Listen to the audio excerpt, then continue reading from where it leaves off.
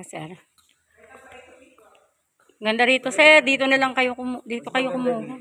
Para dun sa Maaliwala, sir eh. Malapit lang yung Monteverde. Malapit? Oo, malapit yung Monteverde. As in, Taytay lang eh. Hindi, ito kasi sir, pag nag-tripping kasi kami, halos, diretso na kami sa Tikling kami dumadaan eh. Yun dinaanan natin. Sa Tikling, kasi doon tayo dumaan sa ano. Oo. Hindi yung kanina, Tikling yun, di ba?